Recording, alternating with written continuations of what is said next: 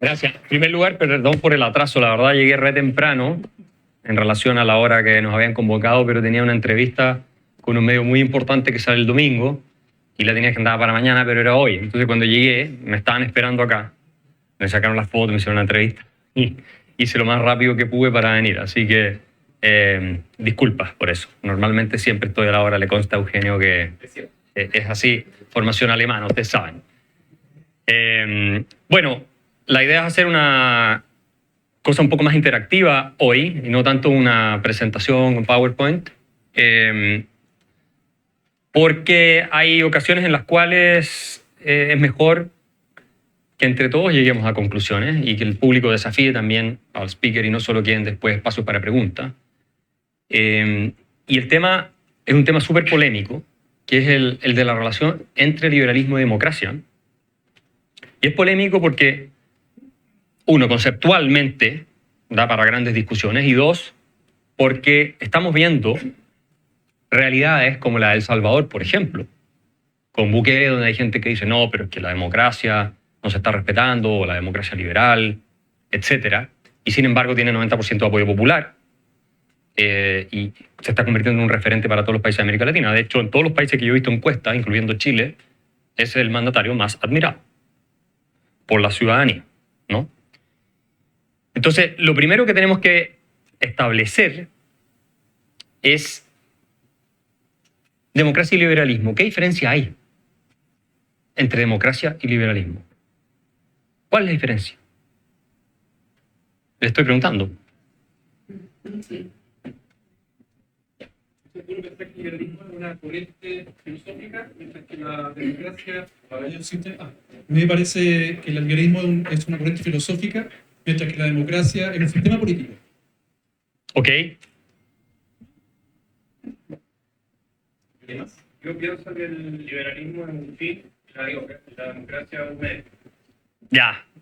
Está bien esa respuesta.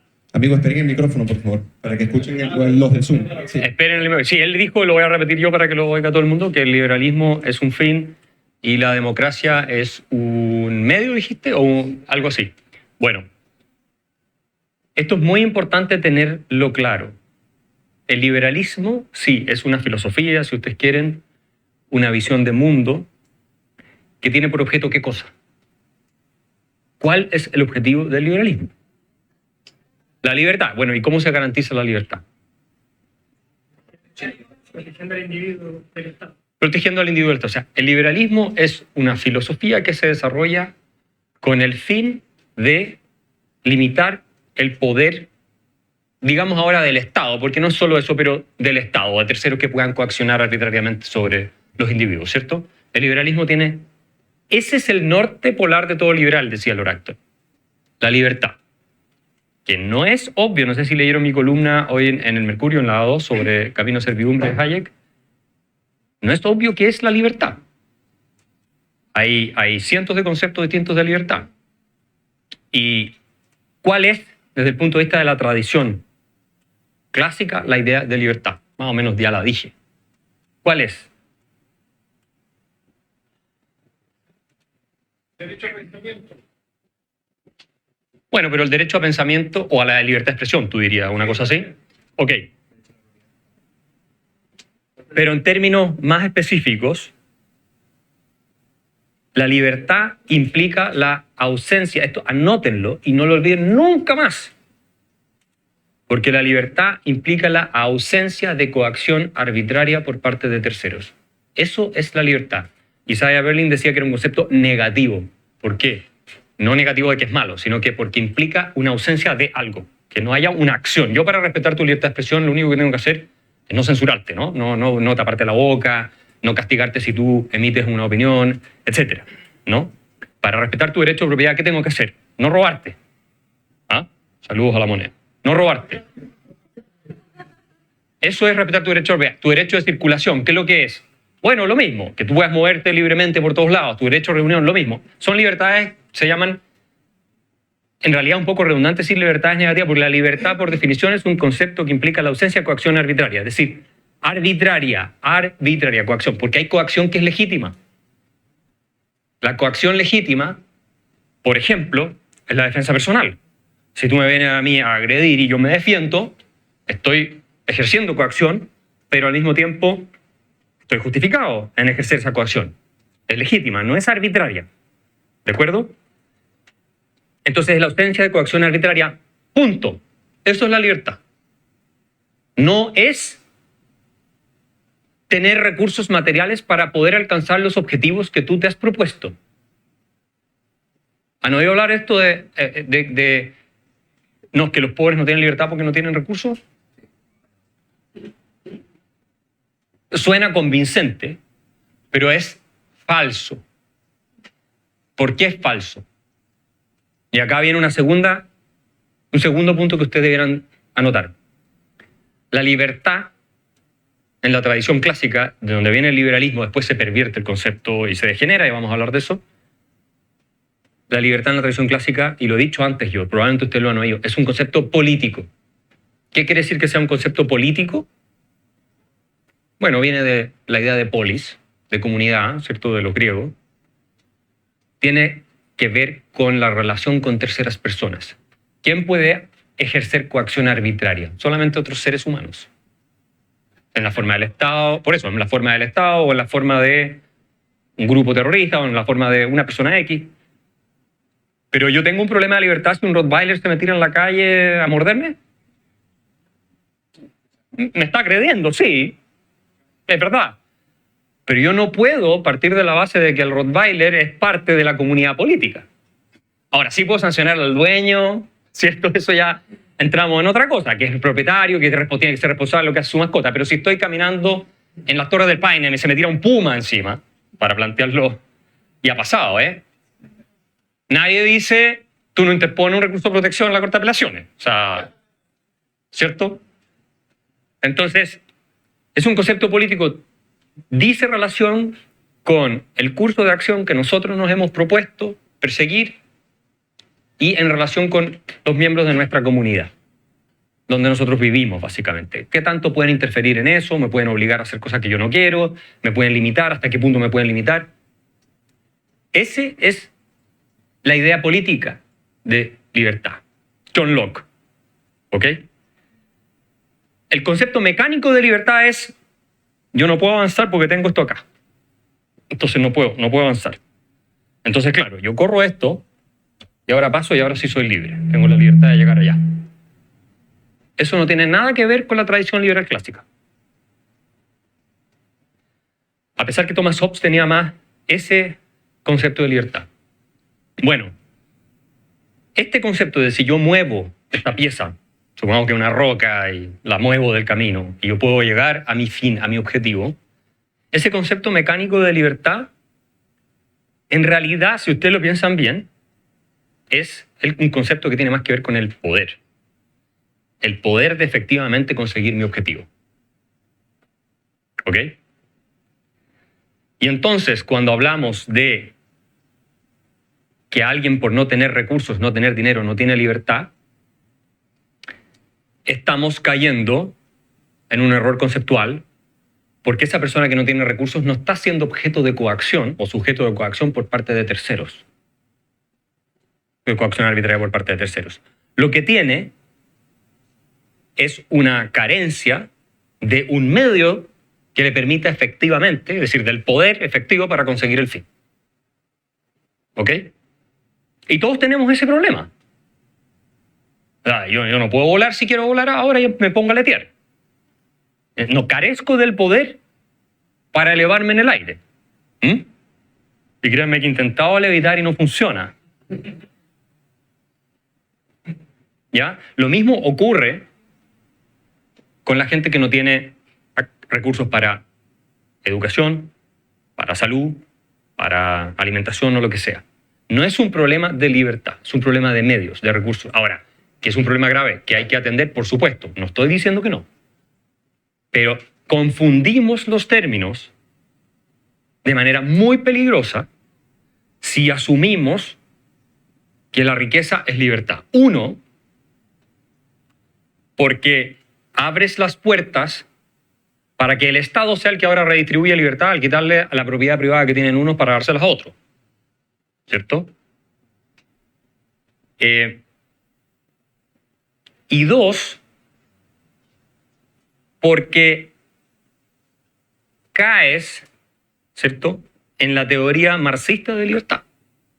Marx entendió la libertad como la ausencia de cadenas, de las cadenas básicamente materiales, del hambre, de la pobreza, de todas esas cosas, de sujeción a condiciones materiales.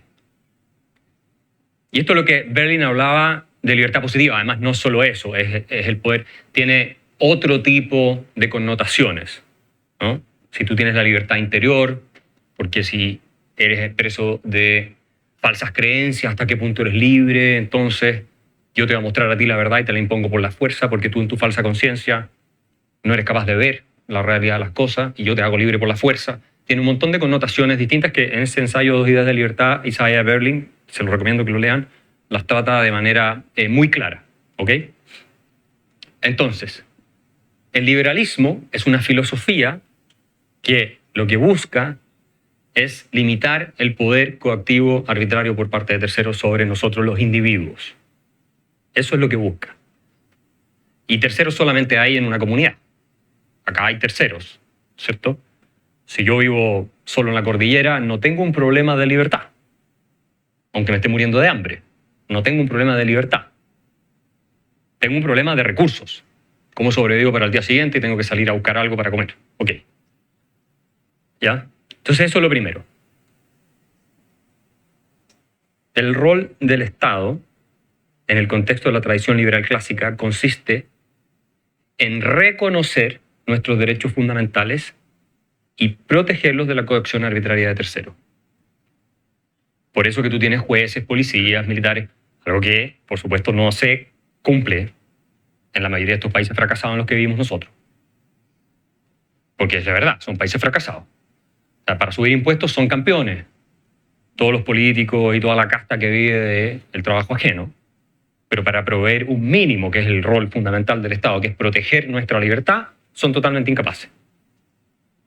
Se llenan los bolsillos ellos, básicamente. ¿Ok?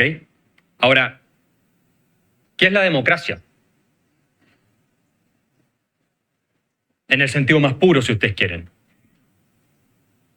La democracia es una doctrina, básicamente sobre cómo se adquiere y transfiere el poder. En este caso, el poder del Estado. En lo que estamos hablando. Eso es todo. ¿Dice la democracia algo sobre los límites del poder? Cero. A menos de que ustedes entiendan el concepto de democracia como ya incluyendo el liberalismo. Pero la democracia a secas no dice nada sobre los límites del poder del Estado. ¿Se explica? ¿Qué significa eso? Que tú puedes tener una democracia totalitaria. Que avasalla, aplasta, viola sistemáticamente todos los derechos individuales. Y puede ser la mayoría que está decidiendo, una minoría bien organizada que se hizo el poder y que se hace pasar por demócrata. Suma y sigue. Entonces, ¿qué es más importante? ¿El liberalismo o la democracia?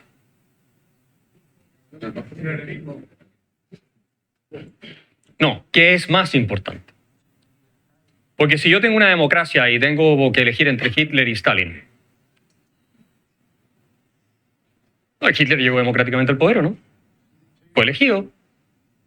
De hecho, para los nazis la democracia era muy importante, darle la apariencia de legitimidad al gobierno. Y ellos en algún minuto se abstienen de seguir aplicando la violencia que aplicaban en las calles, con sus grupos de choque y otras cosas, porque se daban cuenta que eso horadaba la credibilidad y la legitimidad de su movimiento. Nosotros necesitamos que la gente nos elija. La democracia produjo a Hitler. ¿O no? La democracia produjo a Chávez. Produjo a Correa. Produjo a Ortega. Ahora sí, ustedes me pueden decir, pero es que después no aceptaron elecciones. Claro, y ahí la democracia cumple un rol higiénico. Lo llamaba Hayek, higiénico. ¿Cuál es el poder limpiar a la gente que está gobernando efectivamente? Y por eso Nicolás Maduro no va a aceptar ahora una elección transparente ni limpia. A pesar de que el Partido Comunista Chileno, saludos a la moneda, va a decir que fue una elección impecable, por supuesto. Y ese es el rol relevantes de la democracia, pero es instrumental. En la medida en que la democracia no garantiza libertad, porque no la garantiza, el liberalismo sí la garantiza, es el rol del liberalismo, ¿no? Una constitución que limita el poder del Estado, etc. Tienes la posibilidad de tener un sistema democrático totalitario y puedes tener democracia por muchos años, décadas incluso, en teoría, ¿cierto?, en la que haya poco que objetar desde el punto de vista de la democracia, pero sea una tiranía. Una dictadura totalitaria, en el fondo, una dictadura de las mayorías, ¿no? Y los liberales siempre, históricamente, han sido escépticos. Ustedes lo pueden leer en John Stuart Mill, lo pueden leer en Friedrich Hayek, lo pueden leer en Alexis de Tocqueville, lo pueden leer más recientemente en Jason Brennan. Han sido escépticos de la democracia. ¿Por qué? Porque la democracia, lamentablemente, en vez de verse así como lo estoy planteando yo, como algo deseable, pero que no es suficiente, se tiende a idealizar. La voz del pueblo es la voz Vox Populi Vox Dei, es infalible. Rousseau diría que por lo tanto lo que diga la voz del pueblo está bien. Y no es así. Schumpeter, en su libro sobre capitalismo, socialismo y democracia, hace una pregunta que es la siguiente. A ver cómo contestarían ustedes. Yo más o menos intuyo cómo contestarían.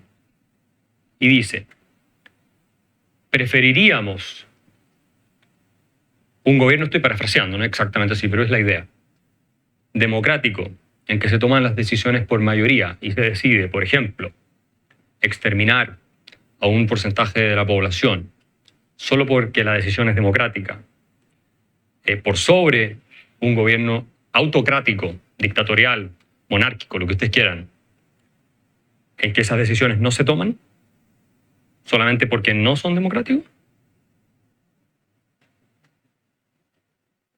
¿Prefieren un gobierno democrático en que se en que se crean campos de concentración y se extermina a la gente solo porque es democrático? ¿A un gobierno dictatorial donde eso no se hace? ¿O a una monarquía, digamos? Es una pregunta teórica, él lo plantea así, pero ojo, porque esto ha pasado históricamente, esto no es algo así puramente especulativo. Por eso se habla de democracia liberal, ¿cierto?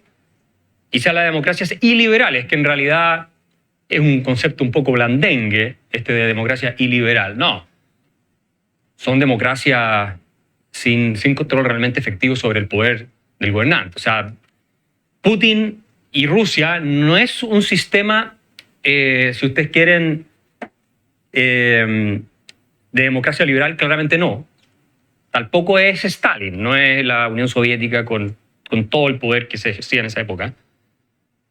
Pero probablemente si Putin hiciera elecciones limpias, al menos hay encuestas que muestran que tiene la mayoría de la población a favor. ¿Ok? Sí, pero es un dictador. Pero las elecciones probablemente lo refrendan. Aunque uno nunca sabe qué tanto fraude hay ahí. Pero hay encuestas independientes que muestran que aparentemente la población lo favorece. Entonces, ojo con esto. ¿Por qué lo digo? Porque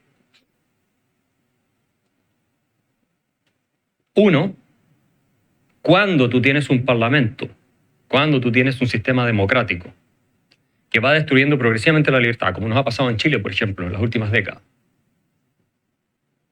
a uno le da la impresión de que está bien o está legitimado porque es democrático, la gente fue elegida. La constitución octubrista que rechazamos habría acabado con todo, con todos los derechos individuales, con todo. O sea, es obvio. O sea, y sin embargo habría sido aprobada democráticamente, si se hubiera aprobado. ¿O no? Entonces, la democracia no tiene ninguna ventaja por sobre cualquier otro sistema si es que no tiene, además, el componente de liberalismo. No tiene ninguna ventaja. ¿Ya? La ventaja que puede ofrecerte, como digo, es si es que realmente se respetan los resultados de la elección y todo, que te puedes hacer. Pero es una ventaja, es una cuestión casi más práctica. No es algo de principios, no es algo de valores. O sea, que yo soy un demócrata de verdad. ¿Qué quiere decir que eres un demócrata de verdad? ¿Que vas a respetar la decisión de la mayoría, cualquiera que sea? Si el 99.9%, si todas las personas de esta sala fuéramos la sociedad y todos menos una persona decide, ¿cierto? O menos dos, digámoslo así, decide que hay una persona a cual la vamos a convertir en esclavo, y hay una persona que se opone, ¿qué es ser demócrata? ¿Estar de acuerdo con la decisión de la mayoría? ¿De qué te sirve? O sea, por eso es tan importante el tema de la libertad. Bukele, en El Salvador. ¿Es el tipo más demócrata del mundo? No, probablemente no. Pero hay más o menos libertad en El Salvador, ni hablar de progreso económico, porque eso... Pero hay más o menos libertad en El Salvador desde que él gobierna.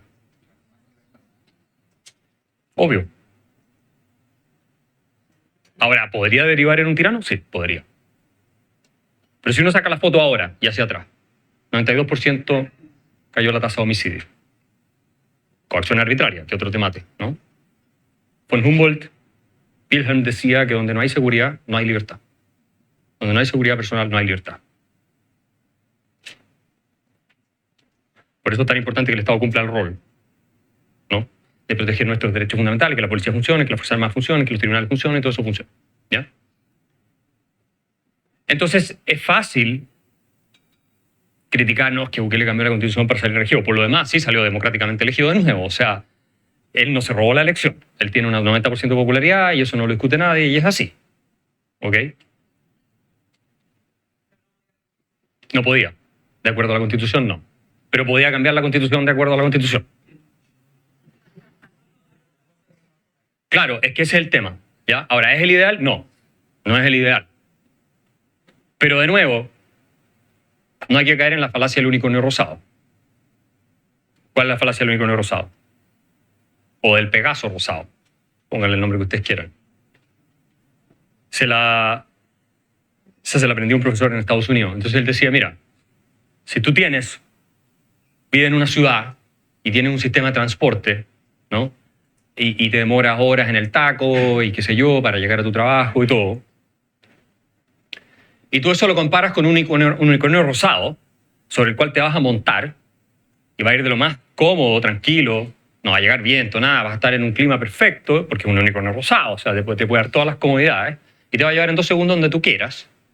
Por supuesto que el sistema de transporte público que vas a tener es una basura comparado con el unicornio rosado. ¿Ya? Y ese es uno de los problemas que tengo yo con la gente con la que uno discute, que comparan un ideal teórico con la realidad. Pero yo les pregunto a ustedes, ¿cuál es la alternativa? ¿Cuál es la alternativa hoy día en El Salvador? Eso es lo que yo pregunto. Que las maras y los narcos se tomen el poder de nuevo. ¿O no? Porque claro, bueno, si hay una alternativa que seguiría el mismo camino, pero que además con alternancia al poder, ese sería lo ideal.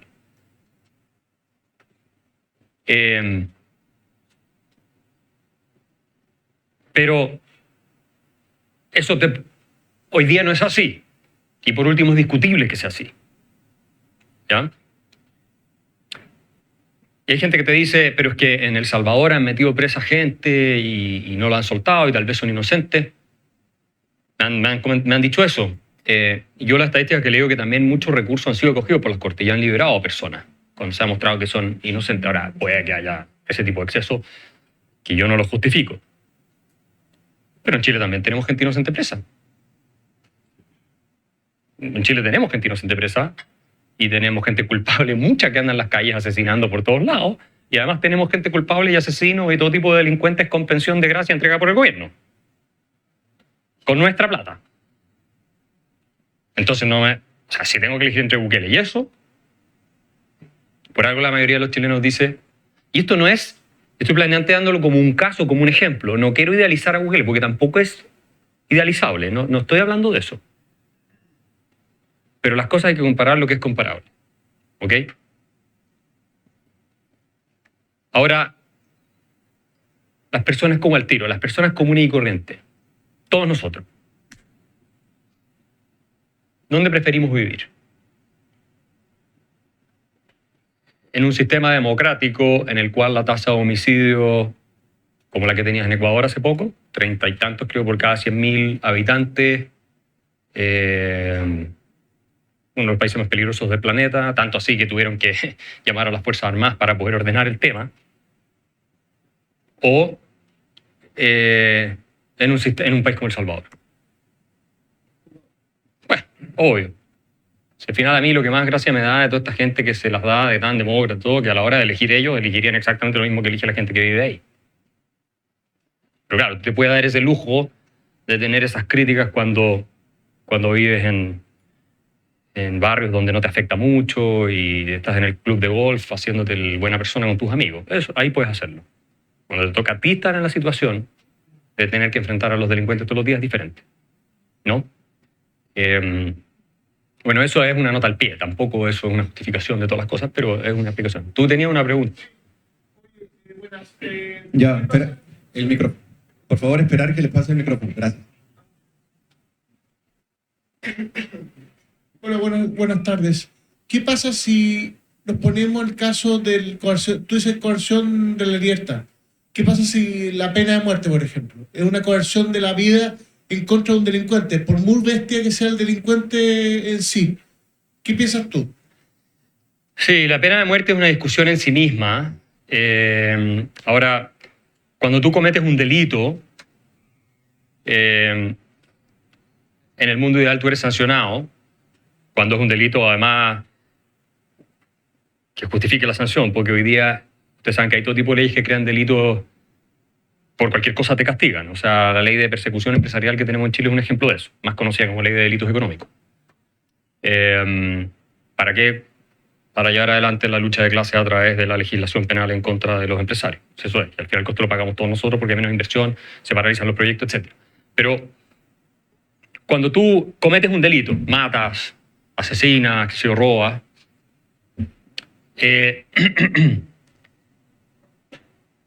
hay una responsabilidad, ¿no?, en virtud del acto voluntario que tú cometiste. Y esa responsabilidad implica las consecuencias del acto que tú, en función de tu libertad, realizaste. Tú ejerciste coacción arbitraria sobre un tercero, es decir, violaste la libertad de un tercero, o la propiedad, la libertad de un tercero. Lo pudiste hacer, el tercero no se pudo defender. En una comunidad política, para preservar la libertad en parte, la función disuasiva de la pena, eso es castigado. La pregunta es, ¿cuál es el nivel de castigo? Y ahí hay una discusión enorme. A ver, ¿quiénes son contrarios a la pena de muerte? Da lo mismo el delito. O sea, una persona que asesinó un jardín infantil completo, violó a todos los niños, estoy poniendo un escenario otro, no estaría justificada la pena de muerte. O sea, están en contra de todas las variables de pena de muerte que se pueden aplicar. O sea, yo me imagino que ustedes también, los que están en contra de la pena de muerte, están en contra de la pena de muerte para los líderes nazis que hicieron el Holocausto y que los condenaron a muerte, incluyendo a Eichmann y a toda esa gente. Es que ese es otro tema, a eso vamos a ir, pero si tú estás en contra de la pena de muerte, estás en contra de la pena de muerte para Hitler y para toda esa gente. O sea, no hay distinciones. No me puede decir, no, como me dijo una vez una persona en la radio, estábamos en la radio cooperativa, años atrás. No, porque es distinto. Porque me decía, no, contra la pena de muerte, tú estás entonces contra la pena de muerte contra los líderes nazis. No, es que ahí es diferente. Yo celebro la consecuencia que ustedes tienen, la coherencia. El tema de la pena de muerte, para mí, el problema que significa desde mi punto de vista no es la pena en sí. Esa es mi posición. Porque creo que hay gente que la merece, de todas maneras. Hay crímenes que son tan brutales, tan horribles, tan horrendos, que ni siquiera la pena de muerte pareciera ser suficiente, pero casi es lo más civilizado que puedes hacer, a mi modo de ver. El problema es la probabilidad del error. Ese es el problema.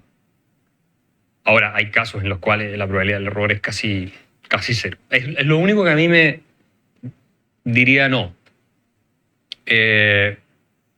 Pero no tengo una posición tan definida en esa materia.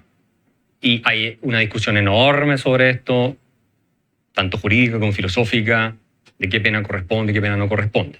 En todo caso, la pena de muerte, cuando se trata de un Estado liberal, es Es decir, no la pena de muerte de la dictadura cubana, ¿no? O sea, que eres traidor a la revolución, confiesas tus pecados y te fusilan y te matan como Arnaldo Ochoa, no. Porque eso es un invento de la dictadura para justificar la pena. No, no estoy hablando de eso. Es un mecanismo racional, tú pasaste, hubo presunción de inocencia, juicio, tú tuviste un abogado defensor, pruebas, bla, bla, bla, bla, bla. Hay todo un aparataje dentro del sistema que respeta derechos fundamentales para que finalmente se llegue a más allá de toda la duda razonable de que tú mereces una determinada pena. Acá en Chile, ¿se acuerdan ustedes de Cupertino Andaur? Con Víctor Zamorano Jones, el niño ese que fue una cosa atroz. Bueno, él tenía la pena de muerte y si no mal recuerdo fue Frei Ruiz-Tagle que lo indultó. Yo no lo habría indultado si hubiera sido presidente, ni una posibilidad. Pero esa es mi posición. Entiendo que Frei Ruiz-Tagle creo que dijo en ese minuto solo Dios quita y da la vida, una cosa así. Él era el presidente de la República. No era que él le había dado la pena de muerte, o sea, había pasado por todo un proceso. Y él lo decidió indultar. Es un tema discutible. Ahora, el tema de la autotutela que alguien mencionó tiene que ver con cuando obviamente el Estado, es decir, los políticos y la gente que está a cargo de todo esto fracasa, como en el caso chileno, de proteger nuestra libertad. No se olviden nunca que el Estado lo que hace es reconocer nuestros derechos. No es que el Estado nos dé los derechos. Nuestros derechos son anteriores al Estado. Nuestros derechos a la libertad, a la vida y a la propiedad son anteriores al Estado. Reconoce y establece un sistema de protección con policías, etc. El problema es que en Chile en teoría reconoce, y en América Latina en general, pero el sistema de protección no funciona. Porque ellos mismos se han encargado de desmantelarlo o de neutralizarlo. ¿Qué alternativa te queda? La autotutela. O sea, ¿cómo te tienes que defender de los delincuentes, de los narcos, de los crímenes organizados, los terroristas en el sur? Te tienes que defender. ¿Pero qué pasa? El Estado te prohíbe defenderte. El gobierno de Boric, de la izquierda, pero también hubo un avance en este sentido en el gobierno de Piñera. Ha hecho todo lo posible por desarmar a la población civil para que no nos podamos defender de los delincuentes. Lo mismo que hizo Chávez, lo mismo que hizo Correa, lo mismo que hizo Petro, lo mismo que hizo... Qué raro. ¿No? Extraño, ¿no? Es la misma agenda. ¿Cómo te defiendes tú? Porque si tú tienes derecho a la vida, en principio tienes que tener el derecho a defenderla. O sea, ¿qué sentido tiene que tú tengas derecho a la vida? Pero mira, el día de mañana si alguien viene con un cuchillo o algo así, tú no puedes hacer nada. Tienes que entregarte. Tienes que saltar encima del puñal así. ¿Ah? ¿Cómo vas a defender tu derecho a la vida frente a una persona armada si tú no estás armado? Es absurdo. Y no estoy diciendo que se regalen las armas, ¿no es cierto?, en las rifas de fin de año en los colegios. No estoy diciendo eso. Pero lo mínimo es que tú tengas derecho a defenderte. Después de pasar algunos test, puedes tener tu arma y puedes defender. Como ha pasado en muchos casos de gente que se ha defendido de los delincuentes con sus armas. Hoy día en Chile solo tienen armas y no les pasa nada los delincuentes. Y las importan como a los Héctor Yaitul. Las traen de Cuba, las importan de Argentina. ¿Cuba? ¿Quién gobierna en Cuba? ¿De qué orientación ideológica? Ah, ¿quiénes gobiernan en Chile?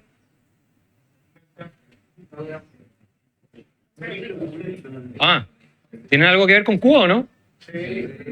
Nos prohíben tener armas a nosotros, pero el régimen manda armas para acá, para grupos paramilitares que han tenido vínculo con las FARC de Colombia, que al mismo tiempo tienen vínculos con Cuba, pero nosotros no podemos tener armas. Huele a pescado podrido. A mí me parece muy sospechoso todo eso. Bueno, pero el tema que estamos discutiendo es el del liberalismo y la democracia. No es legítimo en democracia prohibirle a la gente defenderse de los delincuentes. Como tampoco es legítimo abrir las puertas de la inmigración descontrolada. ¿Qué legitimidad democrática tuvo la decisión de Bachelet II de dejar entrar cientos de miles de inmigrantes sin ningún control y de este gobierno que lo está haciendo de la misma manera? ¿Qué legitimidad democrática tiene eso? Ninguna. John Stuart Mill advertía sobre las personas que se hacen del poder, estas minorías que pretenden ser democráticas y representar y toman decisiones que no tienen finalmente ninguna sintonía tampoco necesariamente con la que la mayoría quiere. Como tampoco tuvo ninguna legitimidad democrática, esto lo dice Slavoj Žižek, que es un filósofo marxista, la decisión de Merkel de dejar entrar a millones de personas que venían del Medio Oriente y de otras partes a Europa, que precipitó, a mi modo de ver, el Brexit. Porque la gente se espantó de ver lo que estaba pasando ahí. Y hoy día los niveles de seguridad también en Alemania se han deteriorado mucho y en otras partes de Europa. Pero no hay legitimidad democrática. Eso fue una decisión que se le ocurrió a ella y vaya a saber uno lo que hay detrás. Porque fue bien corrupto. Yo viajo mucho, me acuerdo. Tú llegabas al aeropuerto y veías gente y gente y gente llegando en un vuelo directo de Puerto Príncipe. Salió Piñera y el vuelo se acabó. Todo trucho. Todo raro. Todo oscuro. Muy, muy, muy dudoso todo lo que ocurrió ahí. Entonces, ¿hasta qué punto también se está cumpliendo la voluntad de la ciudadanía? En democracia. Nosotros escribimos con Hernán Büchi un texto, no sé quiénes lo leyeron, reflexiones sobre la cuestión constitucional. Ahí hacemos un análisis sobre el teorema de Condorcet, que también explica que la representación de las voluntades agregadas en democracia es algo imposible. Y el teorema de Arrow. Que nunca vas a tener una representación real de las voluntades, de las mayorías, en una serie de cosas. No las puedes traducir en decisiones que coincidan. Hay un tema medio matemático ahí. Entonces la democracia finalmente, a mí me parece que es un buen mecanismo para reemplazar unos gobernantes por otros sin derramamiento de sangre, como decía, no sé si lo dijo Popper o Churchill, uno de ellos. Creo que Popper lo dijo. Churchill era el peor de los sistemas a excepción de todos los demás. ¿Ok? Y es un gran relato, es una gran narrativa, desde el punto de vista de que si tú te resistes a la posibilidad de la alternancia, pierdes credibilidad. ¿Ok? Pero ojo con el tema de la democracia. ¿Funciona en Afganistán? Porque claro, aquí viene la arrogancia occidental. Esto de vamos a imponer una democracia en cualquier parte. Popper y Hayek hablaban de la importancia de una cultura democrática, de tradición democrática y liberal para que funcione la libertad y funcione la democracia. No en todos lados la democracia es el mejor sistema. Claro, de nuevo el unicornio rosado. No, pero es que si en Afganistán tuvieran un House of Commons, si tuvieran un House of Lords y entonces fueran civilizados y debatieran como en el Parlamento británico, sería increíble y eso es lo que necesitamos. Y todo lo que no sea eso viene de gente que es maligna, antidemocrática, etc. ¿Funciona eso en Afganistán? Por decir un ejemplo, porque es el ejemplo más catastrófico de nation building que se haya producido, yo creo, en el último siglo. No funciona. ¿Cierto? Se mantuvo a medias mientras estuvieron las fuerzas de ocupación gastando miles de millones de dólares y con decenas de miles de muertos. En el minuto en que Biden saca las tropas, colapsa todo. Y los talibanes se quedaron con no sé cuántos aviones, tanques, etc. Y ahí están de nuevo. La democracia no siempre es la mejor alternativa, no en todo contexto, en todo tiempo y en todo lugar. No es llegar a imponer un sistema democrático en una cultura que es completa y total, categóricamente ajena a esa forma de resolver, ¿cierto?, los asuntos de la vida en común. Cuidado con ese punto. Ahora vamos al caso de Chile. Nosotros tenemos una tradición democrática. ¿Está funcionando la democracia en Chile? Si entendemos que funciona la democracia como hay elecciones y se cambian las autoridades, sí. Claro que sí. Si entendemos que funciona la democracia como está siendo un instrumento que permite la transferencia del poder de manera tal de que también al ejercerse este mejora las condiciones de la ciudadanía, profundiza su libertad, maximiza su seguridad y genera prosperidad, discutible, ¿o no? ¿Saben lo más triste de todo lo que está pasando hoy día en Chile y lo que lleva ocurriendo? Con todo lo que uno puede criticar, yo siempre he condenado los crímenes cometidos en el régimen militar en Chile. Porque francamente fueron inexcusables muchos de ellos. No los tiros con los terroristas en las calles, no. Esos murieron en su ley. Me refiero a eso. Pero el régimen cívico-militar, porque eso es lo que fue Chile, dejó un país sin problemas de orden público, sin problemas de seguridad, creciendo al 10%, la tasa más elevada casi del planeta. Y lo triste es que en 5 gobiernos destrozaron eso. Lo lamentable, la tragedia, yo lo vengo escribiendo hace años, encárguense de resolver el tema de la seguridad, encárguense de que no se pierda el progreso y la prosperidad, porque en un minuto eso va a debilitar la democracia. Aparte de toda la corrupción, que ya es una cosa... Yo no sé qué es lo que se está salvando.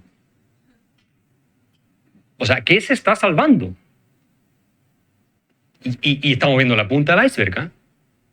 ¿O ustedes creen que si realmente revisamos todos los WhatsApp de Hermosilla no va a salir? O sea, lo que saltó ahora es una rana, pero si tú revisas todo lo demás, van a salir guarenes, van a salir serpientes, van a salir... O sea, te aseguro. Pero dijeron, no, mejor no.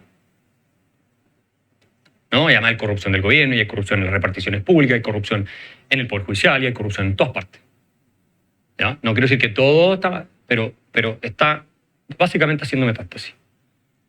Pero la tragedia es que como nuestra clase política ha demostrado que no puede gobernar el país, porque no puede gobernarlo, hoy día Chile es casi ingobernable, y tienen que pedir a la Fuerza Armada todo el rato ayuda, ¿se dan cuenta? Hasta el gobierno de Boric. No, que en el sur las Fuerzas Armadas, que en el norte las Fuerzas Armadas, que ahora salen alcaldes de su partido diciendo que entre las Fuerzas Armadas... Sí, bueno hecho. Parece que las Fuerzas Armadas son la solución a todos los problemas, al final. Y eso no debiera ocurrir en una democracia liberal moderna. Eso no debiera ocurrir. Piénsenlo. ¿Cuánto le queda a nuestro sistema democrático de verdad en Chile? ¿Cuánto tiempo le queda? ¿Cuántos gobiernos faltan hasta que colapse completamente? O se termine convirtiendo en una especie de narcodemocracia, digamos, donde los narcos van poniendo los presidentes y van poniendo parlamentarios, porque el narco en Chile mueve 17.000 millones de dólares al año, según cálculos que se han hecho. Eso es más que el presupuesto combinado de todas las fuerzas de seguridad, incluyendo Fuerzas Armadas. Como que te puedes comprar un par de personas con esa plata, ¿o no? Y tenemos narcodictadura en Venezuela, tenemos un expresidente narco en Colombia, tenemos narcovinculaciones en Cuba, narcovinculaciones en Nicaragua, etcétera, etcétera, etcétera. Entonces, ¿a qué voy? Que la democracia para funcionar necesita, es decir, para tener legitimidad necesita poder ofrecer resultados. Precisamente porque es un medio y no un fin. Necesita poder legitimarse a través de resultados. Prosperidad, libertad, seguridad, ese tipo de cosas que la gente quiere. Porque ninguno de ustedes va a decir, no, a mí no me importa morirme de hambre mientras pueda ir a votar cada 4 años. O no me importa que me estén asaltando y secuestrando en la esquina mientras pueda ir y elegir, ¿cierto?, al alcalde. ¿No? Entonces, para ir redondeando y un par de preguntas, para ir redondeando. La libertad, que es el objeto de reflexión del liberalismo, implica la ausencia de coacción arbitraria por parte de terceros, sea el Estado, sean delincuentes, sean terroristas, sean los grupos que sean. Eso implica que el Estado tiene que estar obviamente limitado y tienen que haber garantías. ¿Ok? Esas garantías conllevan la existencia de policía, fuerzas armadas, jueces, que se encargan de que nuestro derecho a la vida, a la propiedad, a la libertad, todas esas cosas se respeten. Y cuando se transgreden, se sancione. ¿Ok? Esa es la idea de libertad. Un país que funciona así, no importa si tiene un monarca, un emperador que va a gobernar durante 100 años, ¿ah? Da lo mismo si está Voldemort gobernando, pero si tú tienes libertad, tienes prosperidad y se respetan las reglas, la verdad es que estás en la sociedad en la cual tú quieres estar, de acuerdo al liberalismo y a lo que tú aspiras. ¿Ok? La democracia es una doctrina no sobre los límites del poder. El liberalismo es una doctrina sobre los límites del poder. Es una filosofía que habla sobre los límites del poder coactivo, el poder de la violencia, ¿no? El poder del fusil, como decía Mao. Poder es lo que sale a la punta del fusil. La democracia tiene que ver con la transferencia del poder y la adquisición del poder. Una doctrina que tiene que ver con eso. Lo ideal es tener democracia liberal. Eso es lo ideal. Y que funcione. Pero democracia y libertad son cosas diferentes. Y para que ambas florezcan, tú requieres una cultura que valora, por un lado, la democracia, pero no sin la libertad o sin el liberalismo. Y que valora mucho más la libertad que la democracia. Porque si no, también en un régimen democrático tú puedes ir gradualmente avanzando en el camino de servidumbre. Esto lo plantea Hayek en su obra de 1944. Hasta que democráticamente te deshiciste casi de todas las libertades que te quedaban. ¿Ok? Entonces, a grandes rasgos, esta es la combinación que hay que tener en presente y también la tensión, porque la democracia puede estar en tensión con la libertad individual y puede aplastarla. Gracias.